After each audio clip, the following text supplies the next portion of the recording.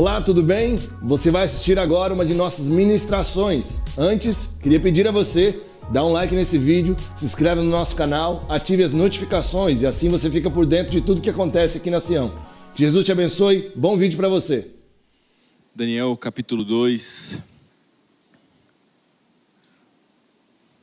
Nós vamos ler o verso 21 e o 22, assentados assim como estamos.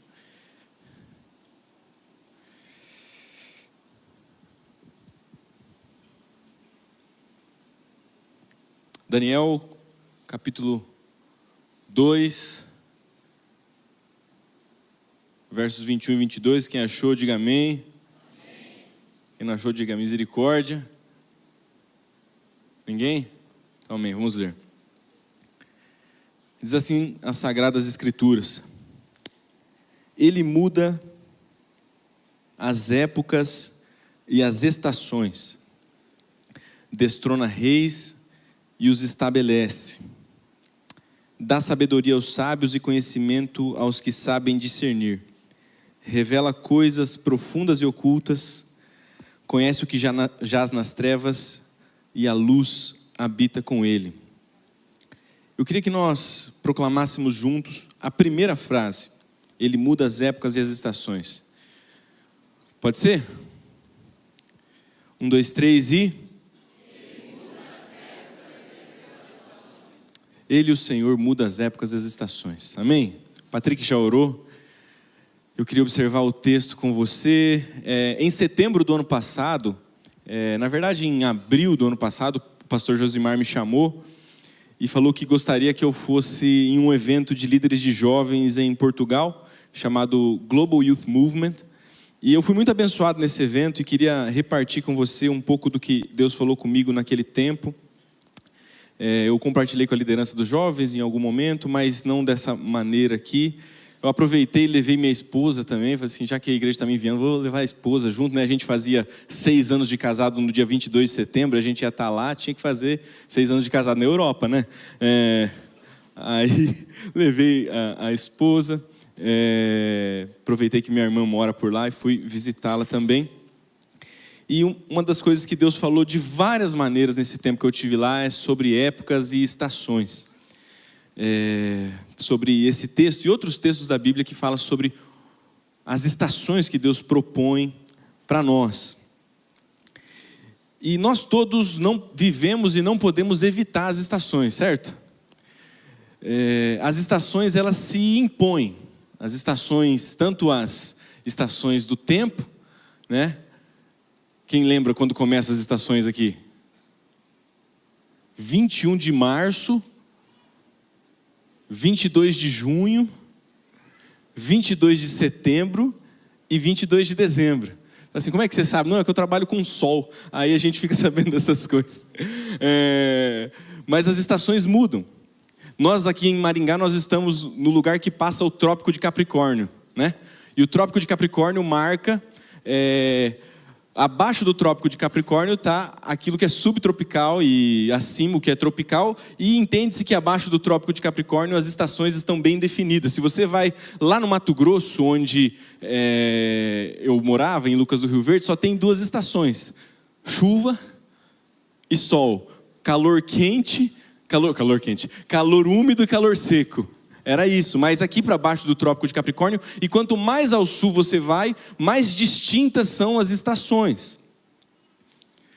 O inverno é muito diferente do verão, que é muito diferente da primavera, que é diferente do outono. As estações são marcadas, né? Quanto mais para o sul, o outono fica claro quando as folhas ficam amarelas e caem, as estações vão mudando. E a questão é que as estações se impõem, a gente não escolhe. Tipo, ninguém fala assim, cara, eu não gosto de verão, vou viver só no inverno. Quem já falou isso assim? Não, eu não gosto de verão, eu quero só inverno. Ou eu não gosto de inverno, eu quero só verão. Não tem, a não ser que você fique mudando do hemisfério sul para o hemisfério norte, não tem como você viver numa estação só. Nós todos vivemos e não podemos evitar as estações. Tem gente que gosta de inverno, tem gente que gosta de verão. A grande questão é que todos nós vivemos as diversas estações, tanto do tempo quanto da vida. E Deus começou a falar isso comigo lá naquela época, porque eu saí daqui de Maringá dia 15 de setembro de 2024. e era inverno aqui em Maringá. Cheguei lá no dia 16 de setembro e no hemisfério norte do planeta Terra era o verão. Saí de lá no dia 22 de setembro e lá era outono, porque dia 22 de setembro mudou a estação. E cheguei aqui no dia 27 de setembro na primavera. Então eu passei em 4 estações em 2 semanas. E aí Deus falou comigo, eu mudo os tempos e as estações. Às vezes para eu mudar você de estação, eu mudo você de lugar, de contexto, de forma, de jeito. Eu mudo os tempos e as estações. Às vezes não, às vezes elas vão passando no tempo devido, no tempo que é mais esperado. Mas às vezes não, às vezes Deus muda de maneira repentina as estações. Vocês estão comigo? E algo importante é que isso é um princípio natural de uma realidade espiritual. O princípio das estações naturais nos ensina muito sobre a vida espiritual. E a gente tem que lidar com a realidade, meus irmãos. Uma coisa que crente tem que fazer, e que crente é bom em fazer, é lidar com a realidade, aceitar a realidade posta, se adaptar e viver na nova estação.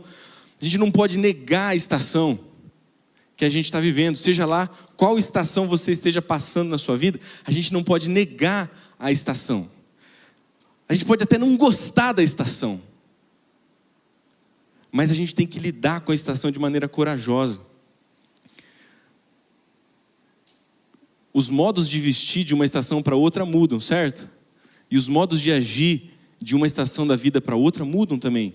Os modos de se postar em uma estação e outra da vida mudam também. Eu lembro, só aqui num parênteses, um exemplo sobre isso. Eu tenho um funcionário na empresa chamado José Bruno. E estou falando aqui, não estou expondo ele, porque eu já conversei com ele várias vezes disso. Mas em determinado momento eu fui vender um mercado, 3 mercados, bem bom.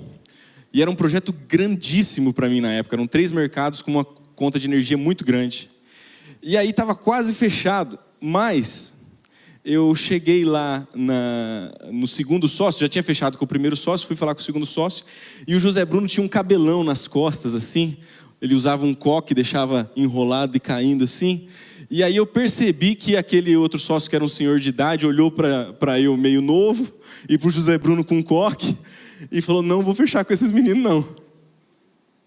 Aí eu cheguei eu percebi isso, claramente estava fechado já o negócio, era só para eu ir acertar, e eu percebi que aquilo aconteceu, aquele preconceito. E veja, meus irmãos, a gente tem que lidar com a realidade. Eu não tenho como explicar para uma pessoa que não conhece o José Bruno que ele é sério, apesar de ter um coque e um cabelão, entendeu?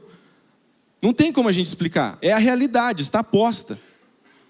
Eu lembro que uma vez eu tive que mudar de carro, porque o carro anterior que eu tinha não passava segurança, e eu não tenho como fazer com que todo mundo no mundo entenda e ficar dando murro em ponta de faca. Eu tenho que lidar com a realidade que está posta, as pessoas são assim e ponto final. Aí eu cheguei na empresa, José Bruno era o meu funcionário mais bem pago, e ele é um excelente funcionário, muito dedicado, muito capaz. Eu falei, José Bruno, é o seguinte, ou você corta o cabelo, ou você não vai mais comigo em cliente, porque eu perdi um negócio muito importante por causa do seu cabelo. Sabe o que ele fez? Cortou o cabelo, cara. Eu falei, nossa, velho, o cara é muito bom.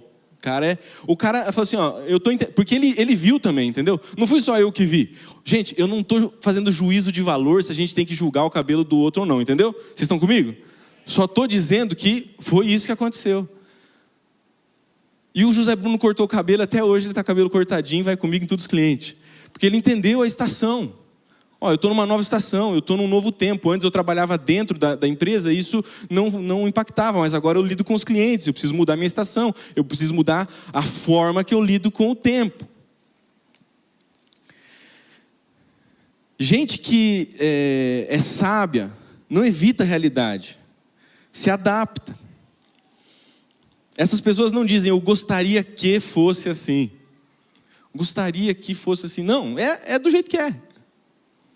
Não diz assim, se eu tivesse feito isso. ou se na minha infância tivesse sido assim, ou se não tivesse acontecido isso comigo, ou se o meu pai tivesse me tratado dessa ou dessa forma, ou se eu tivesse estudado em tal ou tal escola. Não, essa saudade do que nunca foi não faz parte daqueles que lidam de maneira corajosa com a realidade e avançam.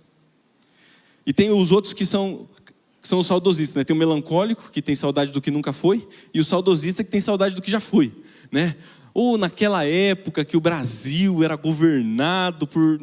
Naquela época que a gente não tinha internet, naquela época que a gente ia dormir... Não, gente, passou a época, agora a realidade que está posta é essa que está aí.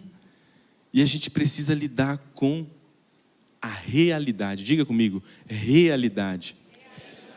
Crente lida com realidade. E é Deus que muda as épocas e as estações.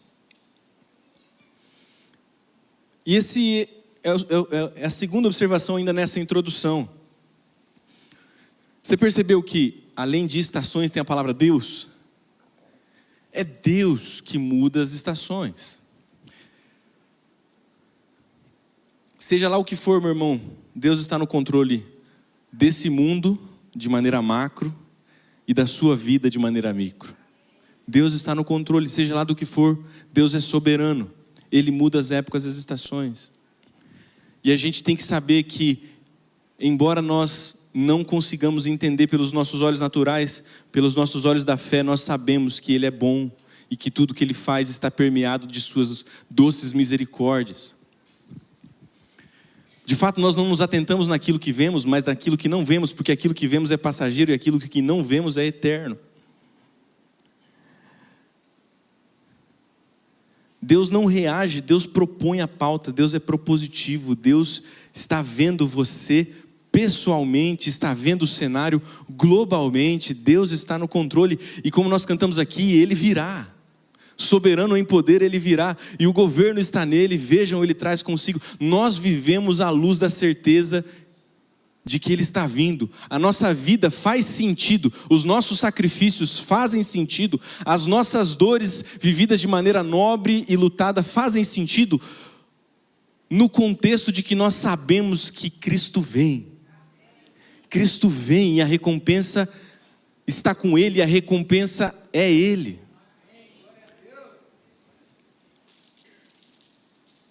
Então Deus é que está cuidando de você e propondo suas estações. Sejam lá estações mais cinzas ou com o sol mais claro.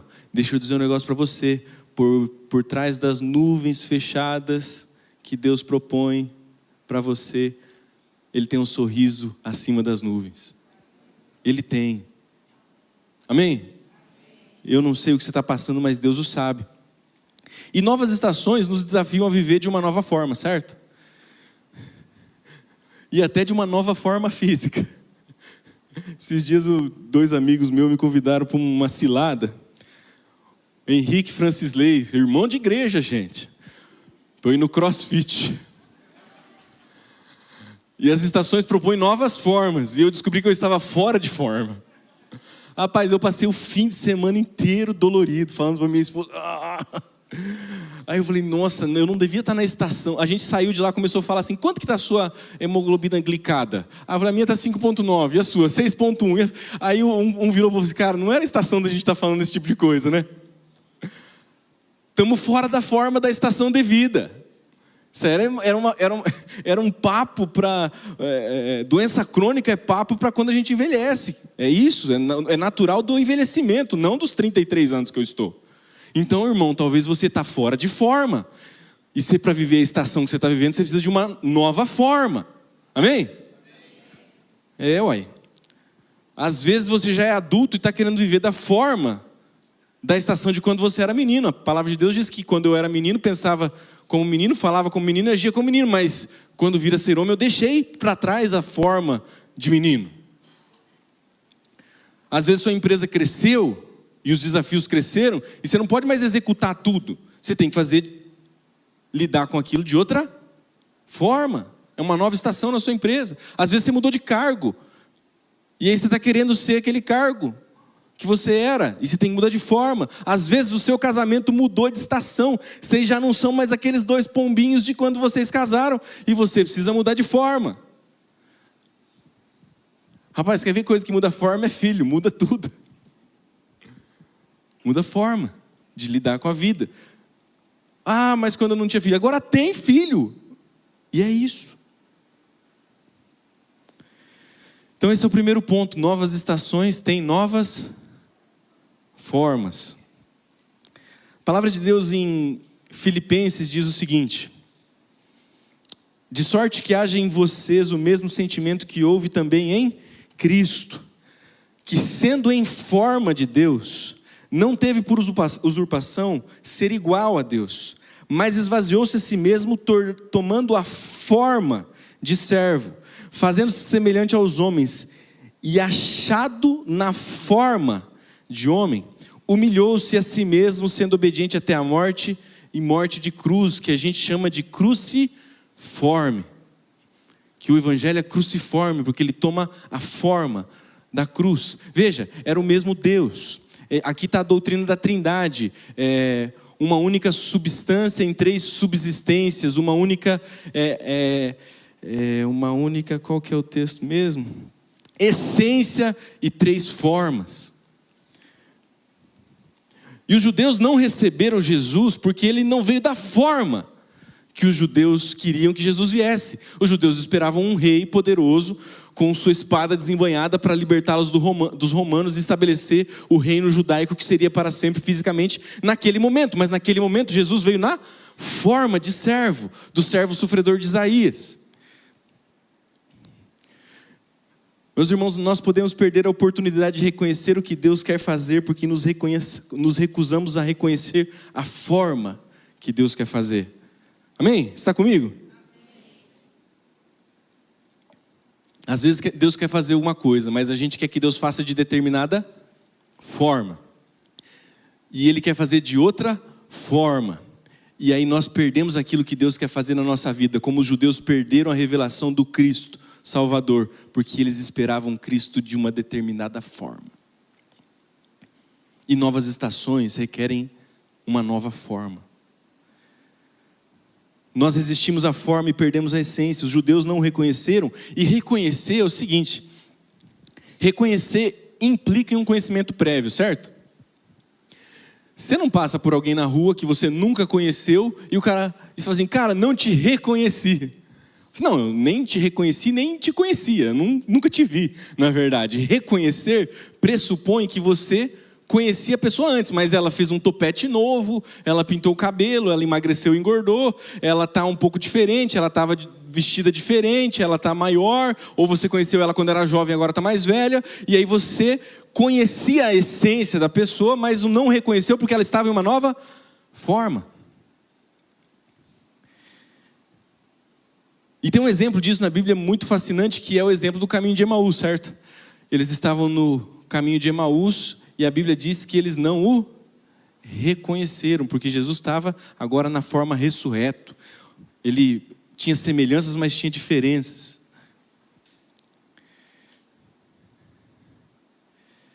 Quero dizer algo, preste bem atenção no que eu vou dizer, meus irmãos, porque isso tem a ver com você enquanto pessoa e conosco enquanto comunidade de fé e igreja. Às vezes nós nos apegamos à forma, e quando a forma muda, falamos que temos que ficar daquela forma, porque estamos comprometidos não em adorar a Deus, mas adorar a forma como nós adorávamos a Deus. Sabe, tem um jeito.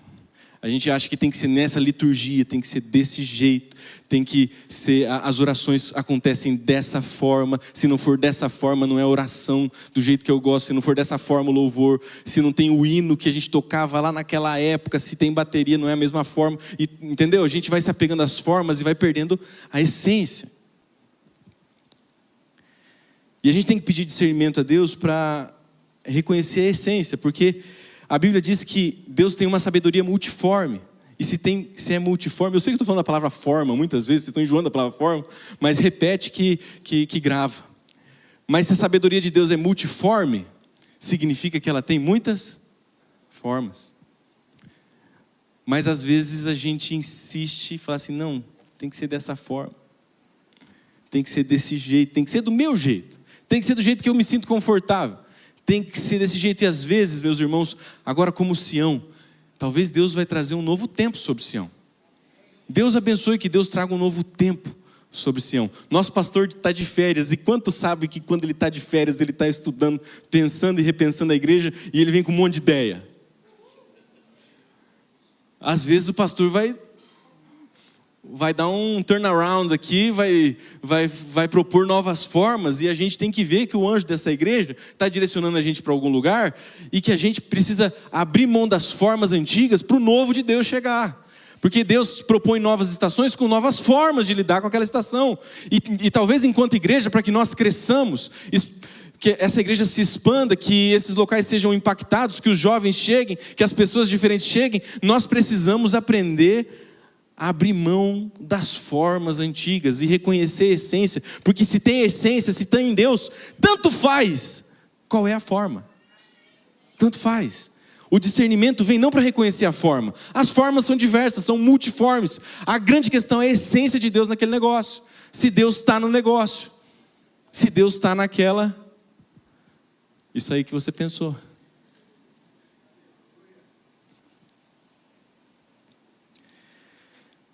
Você está mais preocupado com a forma ou com a essência?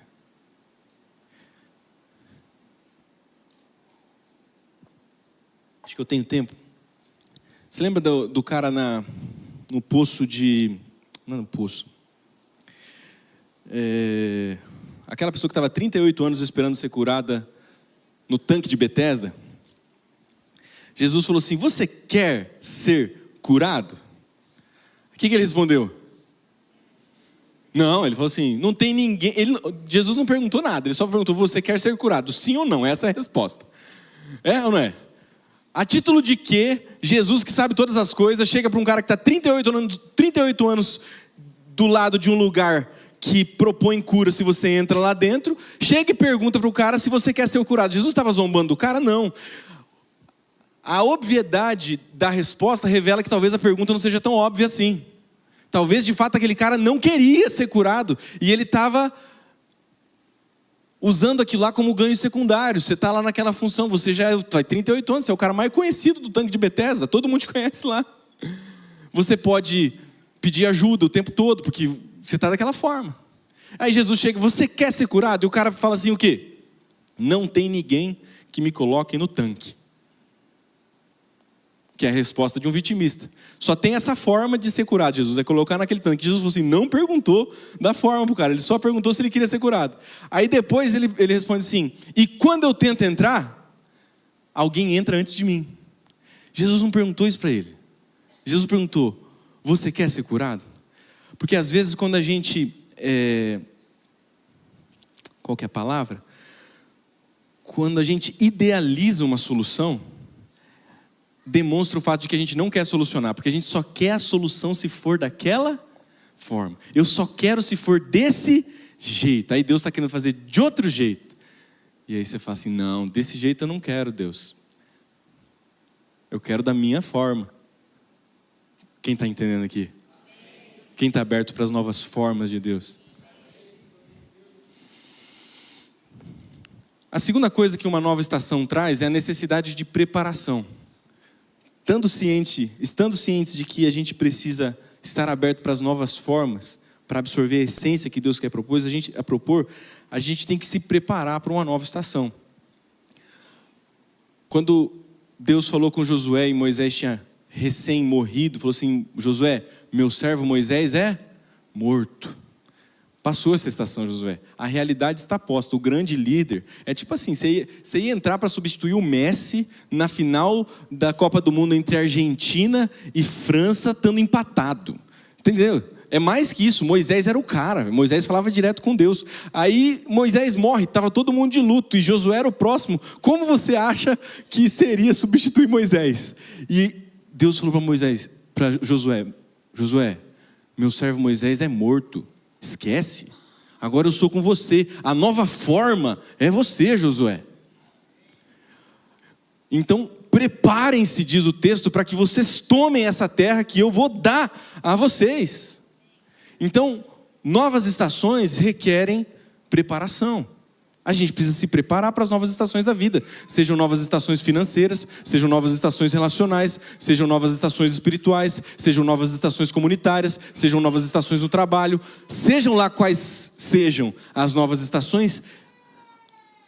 E a Bíblia diz que Jesus fala assim, vocês sabem que a nova estação está chegando. Vocês quando veem isso, se lembra desse texto? Eu não lembro exatamente, mas vocês sabem que está vindo o inverno. Então, novas estações normalmente têm prenúncios, têm anúncios. E então isso requer da gente preparação. Não basta desejar uma nova estação de Deus, não basta saber que a nova estação vem.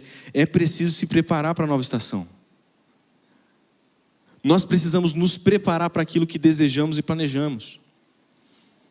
A gente precisa parar de... Não é nem espiritualizar, mas é o jeito que a gente fala as coisas, né? Porque a gente tem que espiritualizar tudo mesmo, mas vocês entendem essa expressão, né? A gente tem que parar de espiritualizar tudo. Porque às vezes o que a gente precisa é de trabalho mesmo, sabe, gente? Se Deus quiser, meu irmão, Deus quer. Deus quer muito. Sabe? Se Deus quiser que a igreja dele cresça. Gente, isso é uma estupidez falar um negócio desse. Deus falou para a gente fazer discípulo, para crescer e aumentar. Ele falou, expandam-se, vão até o fim do mundo. Deus quer que a igreja dele cresça, ué. E se não crescer? Se não crescer, meu irmão, a gente não tem nada a ver com isso.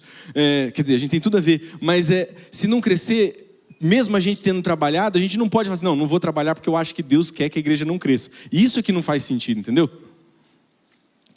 Deus quer que você avance. Deus quer que sua família avance. Deus quer que você avance espiritualmente. Deus quer que você avance profissionalmente. Deus quer. A questão é, nós estamos nos preparando para uma nova estação? Se lembra de José no Egito? Chegou, o milagre de José no Egito não aconteceu na hora que o milagre foi necessário, aconteceu 7 anos antes. Se José tivesse deixado para clamar a Deus e agir da forma que Deus tinha falado para ele na hora que o milagre foi necessário, ele estava ferrado. Porque o milagre aconteceu 7 anos antes. Talvez, meu irmão, Deus estava enviando recursos para você agora, para um tempo de escassez que vai ter no futuro. Mas a maneira como você lida e se prepara para os tempos de escassez é importante também. Talvez o milagre está agora na sua vida e você está vivendo um tempo de bonança. Mas a gente tem que viver tempos de bonança de maneira responsável, porque Deus muda as épocas e as estações. As coisas mudam, nem sempre a estação é boa. Nem sempre a estação do casamento é boa. Nem sempre a estação financeira é boa. Nem sempre. E a gente precisa se preparar. Precisa fazer uma poupança. Poupança não, porque não rende nada. Precisa aplicar em algum outro lugar. Mas melhor poupança do que gastar, certo? Melhor investir mal do que não investir. Não, eu não vou investir porque eu não sei investir. Não, investe do que você sabe nesse momento. O exemplo da viúva, dos filhos dos profetas, a viúva que Eliseu foi visitar, e ela falou assim, meus filhos vão ser tomados e você sabe que o meu marido era profeta na casa de Elias, e aí Eliseu falou para ela, vai lá e pega o máximo de vasilhas possível. Pega o máximo de vasilhas possível. O que ela fez? Foi lá e pegou o máximo de vasilhas possível. Trouxe as vasilhas. E aí começou a derramar azeite. E quando que parou o azeite? Quando as vasilhas acabaram. E se tivesse 10 vasilhas a mais? E se tivesse 10 vasilhas a menos? E se tivesse 10 milhões de vasilhas a mais? É na medida da preparação que vem o milagre de Deus para você. Há uma correlação entre a sua preparação e a ação de Deus na sua vida. Há uma correlação entre a dedicação que você emprega em determinadas coisas e aquilo que Deus libera sobre você, porque Ele percebe que você está preparado para aquilo. Então, jovem, você está na época de preparar mesmo. Seu casamento começa agora, não quando você estiver casado. Adolescente, seu casamento começa agora, não quando você estiver casado. A sua empresa começa agora, não quando você a tiver. A educação dos seus filhos começa agora e não quando você os tiver. A Sião com 2.500 membros começa agora, não quando nós os tivermos. Amém? E para ter 2.500 membros, a gente vai ter que estar disposto a viver de outra forma. Nem cabe aqui, galera. Tipo, tem 400 pessoas sentadas. Faz comigo as contas. 400, divide 2.500 por 400, dá bastante. 7 cultos no domingo, ninguém vai aguentar, não. Quem que aguenta? Aí o PJ fala, não, tem que ter unidade na pregação. Toda pregação tem que ser a mesma. O cara prega 7 vezes e morre. Toda semana morre um.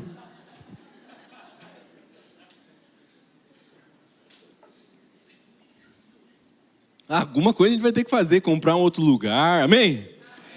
Ou fazer 3, 4, 5 Sião na cidade, alguma coisa. Outra forma.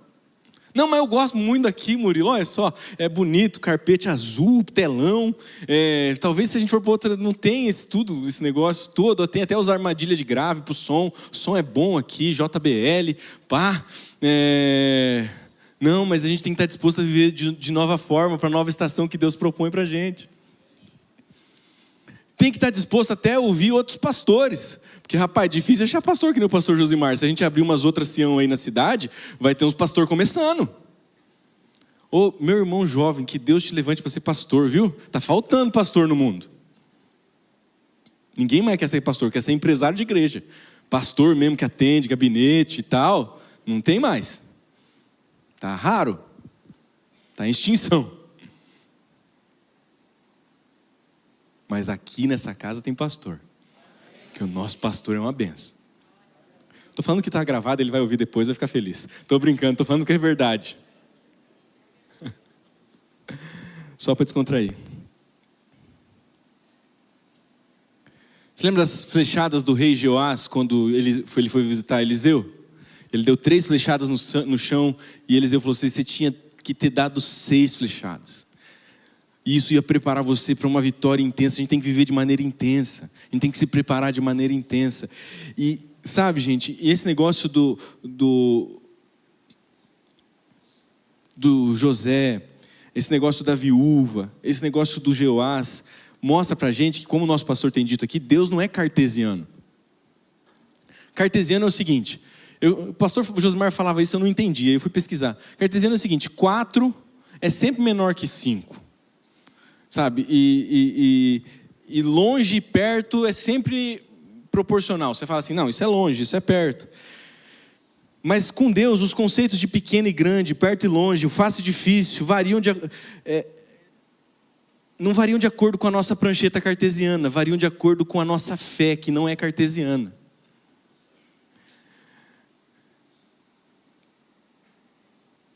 Como eu estava lá em Portugal e o Pedro Chaves, que pregou semana passada aqui, ele falou para mim, eu estava falando para ele que eu estava vivendo um tempo de estagnação na minha vida espiritual e na minha vida ministerial. Pô, eu falei, faz 6, 7 anos que eu lidero os jovens lá e eu estou vivendo um tempo de estagnação na minha vida espiritual. E aí ele falou um negócio para mim que me marcou. Por isso que eu estou falando, Deus foi falando de várias formas naquele tempo que eu tive lá. Ele falou assim, Murilo, nosso Deus é o Deus que diz, presta atenção, que 4 é muito e 5 é pouco. Aí ele falou, nosso Deus não é cartesiano. Nosso Deus é o Deus que diz que 4 é muito e 5 é pouco. E quando ele falou isso, ele se referia a Mateus 25, 14 a 28 e Lucas 19, 11 a 27, na parábola dos talentos e das minas. O cara dos 2 talentos chegou e falou assim, Deus, aqui você me deu 2 talentos, eu transformei em 4. E aí ele falou, servo bom e fiel, como você foste fiel no pouco, nos 2, sobre o muito te colocarei. Porque ele fala que vai dar as 10 cidades para as pessoas das minas. É uma parábola que tem correlação. Aí chega o cara dos 5 talentos e fala o quê? Deus, você me deu 5 talentos, eu transformei em 10. Ele fala assim, ó, muito bom, servo bom e fiel, como você foste fiel no pouco, 5, sobre o muito te colocarei. O que Deus estava dizendo? Que 4 é muito e 5 é pouco. Ou seja, 4 para a pessoa que tinha 2 era muito. E 5 para a pessoa que transformou em 10 era pouco. Então, às vezes, em determinados momentos da sua vida, 4 é muito, Você está indo para o 4. Mas agora mudou a estação. Mudou o tempo.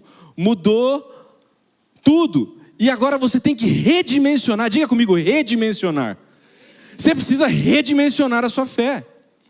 Redimensionar a sua fé para a nova estação, porque senão você vive um tempo de estagnação espiritual, um tempo de estagnação ministerial, um tempo de estagnação financeira, um tempo de estagnação intelectual, porque você chegou na onde você pretendia chegar e não estabeleceu uma nova visão, um novo alvo, um novo lugar para ir. Você não entendeu que a estação mudou. Então o nosso Deus não é cartesiano. Talvez você está aqui e você está falando assim, cara, eu estou num tempo de estagnação. Talvez você chegou onde você queria chegar e Deus quer te dar uma nova visão de uma nova estação para você falar assim, agora é 10, agora é 10, agora é 10. Eu cheguei no 4, agora é 10, 4 é pouco agora. Eu preciso de 10, a Sião precisa de 10.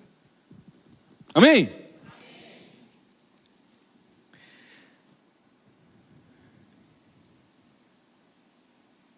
Sabe, talvez a maneira que a gente lidou com os desafios nos trouxe até aqui, glória a Deus por isso.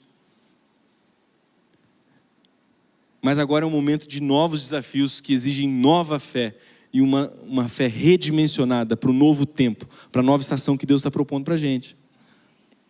Talvez nós estejamos confortáveis com 4, quando Deus está olhando e pensando que dá para ir para o 10. Amém? E as escrituras dizem, seja feito conforme a tua... Quantas estrelas do céu, se é que podes contar, assim será a sua descendência. Conte, o que você contar é seu, sabe? A quantidade de vasilha que você trouxer é o que vai ter de azeite. A quantidade de preparação para a nova estação é a quantidade de ação, porque Deus age na medida da preparação que a gente coloca diante dele. Quanto mais vazio nós nos colocamos, mais ele enche. E por fim, dê um passo. A gente falou que Deus propõe que as estações mudam, que Deus que muda as estações, que novas estações requerem novas formas e que a essência é mais importante que a forma. E que novas estações requerem que nós nos preparemos para essa nova estação.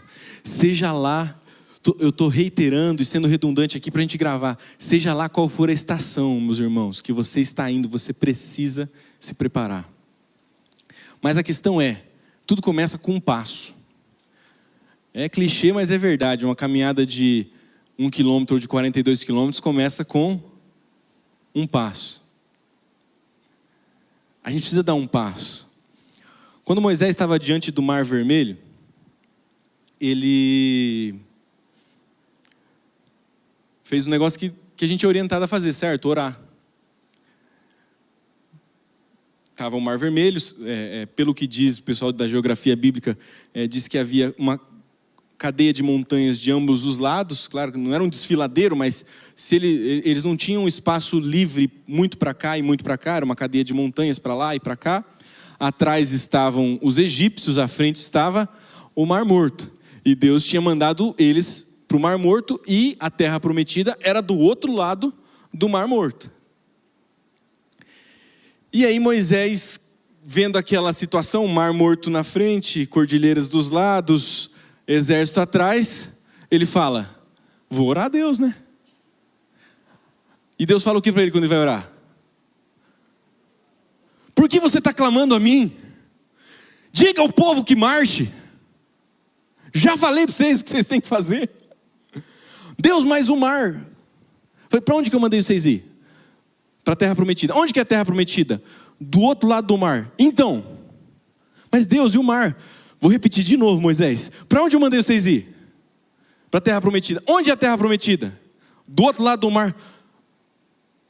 Então, mas e o mar, Deus? Vou repetir de novo, Moisés. Para onde eu mandei vocês ir?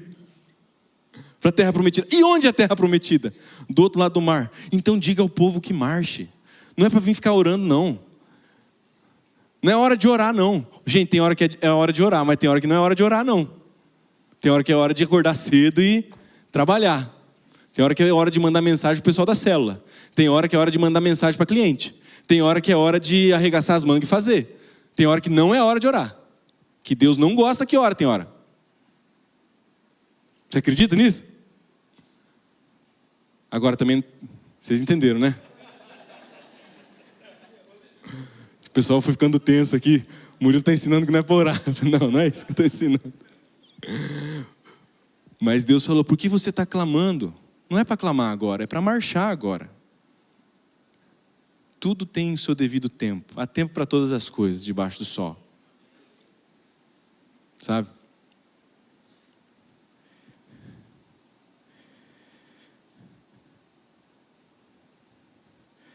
Só que é importante a gente lembrar que a gente tem que dar passos não conforme a fé do outro, mas conforme a nossa fé. Seja feito conforme a tua fé. Às vezes quando a gente fala passo maior que a perna, é porque a gente está usando a perna do outro, entendeu? A fé do outro. Assim, vai com a tua fé. É a tua fé. É a tua fé que você tem que plantar, regar e colher. Aí ela vai aumentando. E a gente às vezes toma tombo porque a gente quer fazer conforme a fé do outro, conforme a espiritualidade do outro, conforme a maturidade espiritual do outro. Você olha para o pastor Josimar que dá passo de fé com a perna dele, mas a perna nossa é mais curta. Mas isso não nos exime da responsabilidade de darmos os nossos passos.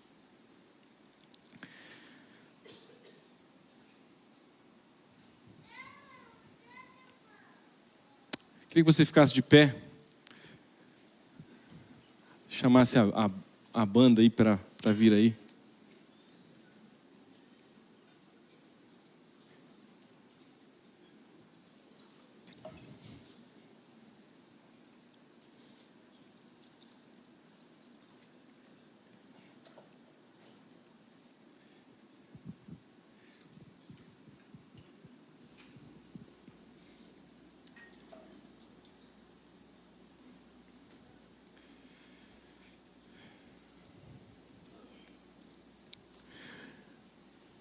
Eu estava, desde que o PJ me falou, pensando em que compartilhar aqui, e tinha pensado num texto de Colossenses 3, versículo 1 a 4, e ontem eu fui em uma pregação de um homem de Deus chamado Dr. Elias Dantas. Ele é talvez uma das maiores referências mundiais. Ele é o capitão do time, assim, sabe? Ele é o cara mesmo. Ele tem uns 2 metros de altura. E assim, ele é reconhecido no mundo inteiro. Ele não é famoso no Instagram, no YouTube, mas ele é alguém que lidera os maiores pastores das maiores igrejas, das igrejas maiores e mais sérias igrejas do mundo, né? Ele que reúne o GKPN, o DIN, os grandes pastores de todas as nações, assim. E ele esteve aqui ontem em Maringá. O pastor Josimar nos incentivou a ir lá e eu já tinha ouvido ele algumas vezes e fui lá. Ele é um cara muito para cima, muito animado. Ele tem umas perspectivas do que está acontecendo no mundo, assim, que você fala assim, nossa, a gente está avançando mesmo. E ele falou algumas coisas sobre a igreja no mundo e o crescimento da igreja. Nós somos 2,6 bilhões de cristãos entre protestantes, ortodoxos e católicos. Só que de um tempo para cá o crescimento foi diminuindo. Ele citou lá, eu estou citando o que eu ouvi dele, eu acredito que a fonte é confiável, que o crescimento do cristianismo no mundo é de 1,8% ao ano. Nós somos a segunda religião que mais cresce, bem atrás da primeira, que é o islamismo. Mas ainda é um crescimento razoável, 1,8% ao ano. A questão é que ele disse que desses 1,8%, apenas 0,3% correspondem a crescimento de pessoas, avançar sobre outras religiões ou sobre não religiões, sobre ateísmo e tal. É um crescimento de 700 milhões de pessoas ao ano, ainda é bastante, 0,3%, 700 milhões ainda é bastante coisa, mas comparado a 2,6 bilhões de pessoas. E ele citou que são 7 milhões e 200 mil igrejas no mundo, das quais apenas 1 milhão está crescendo. 1 milhão tem mais membros ao final do ano, mais pessoas que se converteram do que tinham no início do ano. Dessas outras 4 milhões estão estagnadas e assim perdendo influência, porque tudo cresce, empresas crescem, a gente cresce, criança cresce, planta cresce, tudo cresce. Então se você fica parado, você diminuiu, certo? Em proporção. E as outras 2.200.000 estão em pleno declínio, né? Igrejas na Europa e tantas outras igrejas. E eu fiquei pensando na Sião ontem, e aí eu decidi mudar de falar sobre isso aqui, sobre novas estações, novos tempos, mais como um desejo do que como uma profecia. Né? Mais como, em parte vemos, em parte profetizamos, e quando vier o que há de vir, não haverá mais nada de parcial. Mas eu fiquei pensando para nós aqui nesse ano, né? Em janeiro você pode dizer ano novo ainda, né? Fiquei pensando aqui, nosso pastor deve estar lá matutando, pelo que eu conheço ele. Quando eu cheguei em Sião, era bem diferente aqui, bem diferente o púlpito. Tem um púlpito embaixo desse púlpito. Quantos sabem que tem um púlpito embaixo desse púlpito? Tem um púlpito de concreto revestido de madeira, assim, bem pequenininho. Ele não dá aqui mais ou menos assim, ó. Aqui assim, ó, bem pequenininho. Aí a gente fez esse púlpito, aí depois fez aquele púlpito. As cadeiras eram do lado, que tinha uma coluna aqui, ó, que eu e o Patrick demolimos na marreta. Você lembra, Patrick? Demolimos na marreta essa coluna aqui. Tinha uma coluna que foi tirada aqui. A gente tirou no carrinho de mão, tem as fotos lá. Na época que eu pesava 80 quilos. E não tinha cobertura do lado de fora, parecia um ferro de passar roupa, assim, um brancão, quem lembra? Um ferro assim. Era isso que parecia mesmo. O Paulinho que falava, parecia a Arca de Noé, né? E aí foi, só que eu cheguei e já tinha galeria, né? Tem gente que é da época que as janelas eram triangulares, assim, a porta era na frente, de frente mesmo, né? Mas quando eu cheguei, nós éramos em 250 pessoas aqui, mais ou menos. Nós reunimos 1.000 pessoas ano passado, quase lá no Moinho Vermelho. Deus tem sido gracioso conosco e pelo jeito nós temos nos preparado, nós temos crescido, amém? Que bom, nós viemos até aqui. Muitos jovens foram abençoados, muitas pessoas passaram aqui e se converteram. E hoje nós fazemos, quando está normal, aí veio 2 cultos, a gente encheu 2 cultos e assim sucessivamente. Mas eu quero dizer, eu fico entre dizer, eu sinto, eu sei ou eu quero que haja uma nova estação de Deus para Sião, amém? Uma nova estação de Deus para Sião. Se você tem empresa, você quer que sua empresa cresça, certo? Seu filho, você quer que ele cresça bem e saudável, não quer? Todo mundo quer que suas coisas cresçam. Deus tem o quê? Deus tem a igreja. E Deus quer que a igreja cresça. Quem tem problema com esse negócio de números é nós. Deus colocou um livro chamado Números na Bíblia. E para essa nova estação da Sião, Sião é uma igreja abençoadíssima, abençoadora, séria. Quanto é desejável que outras pessoas estejam aqui. Nós impactamos diversos locais no mundo. Os cultos são maravilhosos, a liderança é séria. Nós formamos uma comunidade linda. Vocês são lindos. Nós somos lindos. Fala para o irmão que está ao seu lado, nós somos lindos. Nós somos lindos como comunidade de fé. Eu tenho certeza que se tirar Sião desse bairro, faz muita falta. Se tirar Sião daqui. Tem gente, quantos aqui falam assim, já tiveram a oportunidade de ir embora, mas pensam assim, cara, não quero ir embora. Uma das coisas que eu não quero ir embora é por causa da Sião. Quantos? Fala aí para mim. Rapaz, eu já pensei de ir embora várias vezes, em outros momentos, agora não. Mas eu falei assim, não, lá não tem uma Sião, eu quero... Então isso mostra que a Sião abençoa a gente, e abençoa esse bairro, e abençoa esse lugar.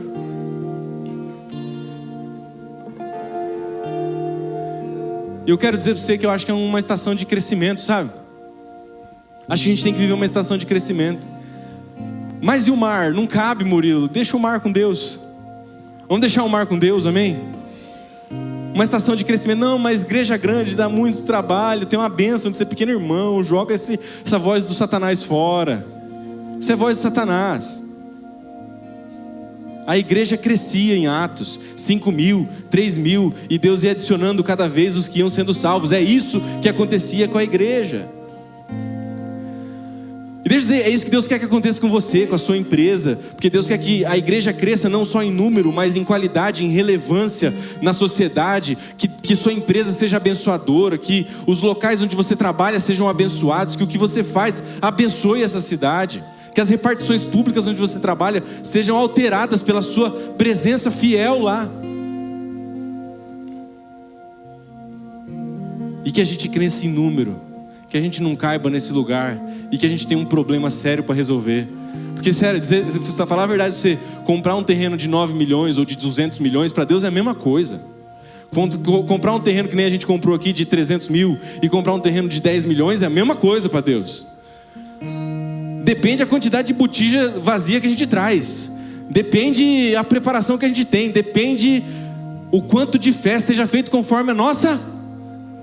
Deus quer fazer algo grande em Sião, amém? Seja feito conforme a sua fé, a minha fé, a fé do Ronaldo, a fé do Patrick, a fé do Henrique, a fé de você, a sua fé. Vamos para cima? Nosso pastor vai voltar com a faca nos dentes, galera. É bom a gente colocar a faca nos dentes também. Ele está preparado para a nova estação de Deus, porque a nova estação de Deus chegou.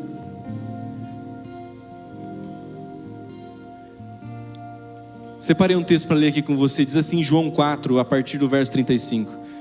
Vocês não dizem daqui a 4 meses haverá colheita? Eu lhes digo, abram os olhos. Eu lhes digo, abram os olhos e vejam os campos. Eles estão maduros para a colheita. Às vezes a gente está dizendo, não, a colheita é depois. Deus está dizendo, a colheita é agora. A nossa visão é que tem que se adequar à visão da estação de Deus. Da mesma maneira que a colheita era naquela época, na beirada do poço da mulher samaritana, a colheita é agora sobre Sião. A colheita é para esse ano sobre Sião. Amém? Muito obrigado por ter assistido o nosso vídeo. Espero que esse vídeo tenha abençoado sua vida e, se possível, compartilhe ele com o máximo possível de pessoas. Jesus te abençoe.